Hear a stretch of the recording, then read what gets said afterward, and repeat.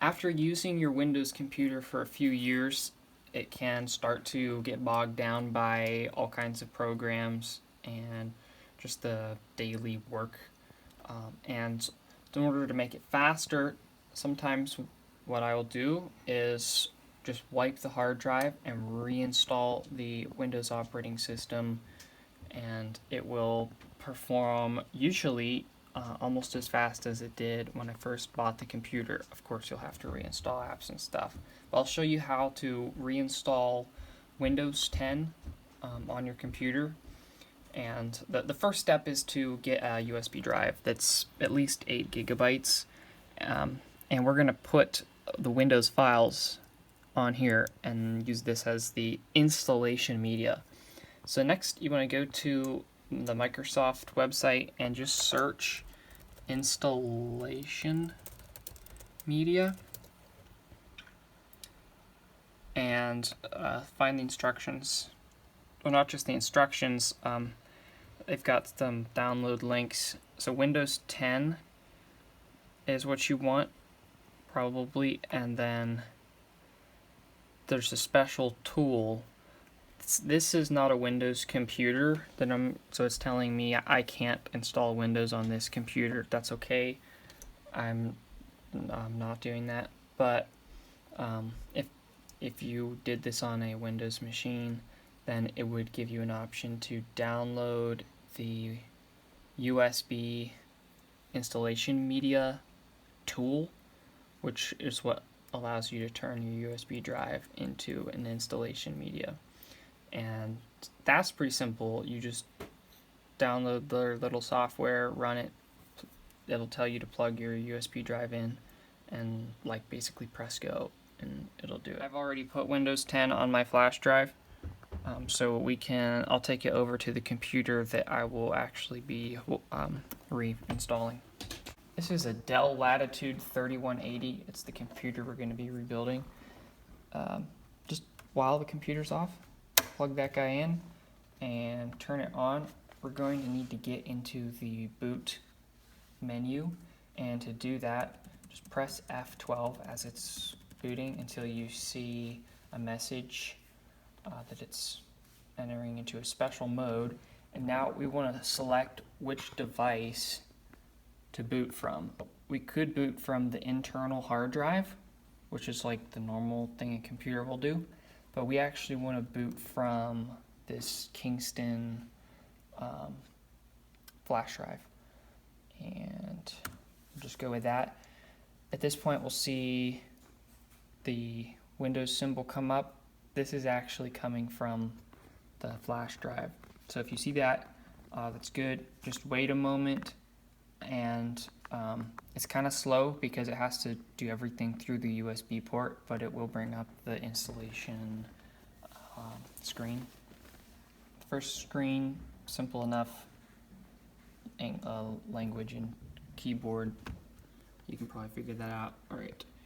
And there is an option to repair your computer, but we're not using any of those tools. We just want to install, and this will take a minute or two. All right, now don't be alarmed by this activation screen if you don't have a product key. If you're reinstalling Windows on a computer that you bought that had Windows on it, as long as you reinstall the same version, like Home or Pro or something, then it'll just use the license that's built into the computer. However, if you bought Windows like directly from Microsoft, then you could use your activation key here. So in our case, we're going to say we don't have a product key, and it'll find it after we put Windows on it. So next, you want to choose the version of Windows that came with the computer, and in this case, this one is Education. And if you try to install Windows 10 Pro on one that came with Windows 10 Home, it won't let you, at least not without purchasing like a license for Pro. Anyway, just gonna accept the terms. All right, now we're going to actually, the first option is like the automatic install, and it will keep all the files and stuff. Well, in this case, I really just want to start from a clean slate. So I'll choose custom, and that gives me the option to go in here and delete all of the partitions. So just click on them one at a time and hit the red X. Wait for it to say unallocated space and then go to the next one. And at the end we should just have one entry. This is our unallocated space, and it should be the full size of the hard drive. And just have that selected and hit next. So obviously you're losing all of your files. In this case, I'm okay with it. If you have any important files you want to keep, just back those up before you do this process. And then you can put them back on after the setup finishes. Next, choose your language. All right, so I think it rebooted after finishing the previous step, and now we've got a couple other pretty easy questions. Yeah, it's gonna ask us about our keyboard. Add a second keyboard, we'll just skip.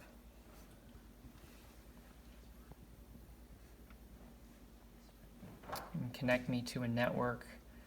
I could do this later, but sure, why not? I'll turn it off for a moment and put my password in.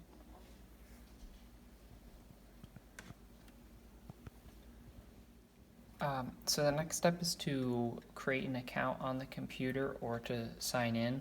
Now, if you have an existing Microsoft, like you already have a Microsoft account, you can give your email and password here. Or if you would prefer a more traditional setup, I clicked that button that said domain setup. I'm just going to call this account cat. And I'll give the account a name and then create a password. Alright, just type the same thing. And security questions. And after you take care of the security questions, it's going to ask us if we want to have the computer keep track of history of all of our activity so that it can personalize our experience. That doesn't really matter to me. I think it's the same setup now you're going through as if you had just bought the computer brand new. So let's see, digital assistant, that'd be Cortana, if you would like Cortana, which I'm gonna skip. I usually just try to go pretty minimal. Privacy settings, I turn all of these off because I just prefer not, they're all optional, and I prefer not to be sending lots of data to Microsoft. It's probably, most of it is harmless, but at the very least it would be using less network connections. So in a moment we should see the desktop for the first time, and we'll get to kind of try it out and see if it feels any faster. And at that point you'd be able to bring all of your backed up files back on and start reinstalling applications. Well, that is how you go through the steps of reinstalling the Windows operating system on your computer. A fresh start can make things a lot faster.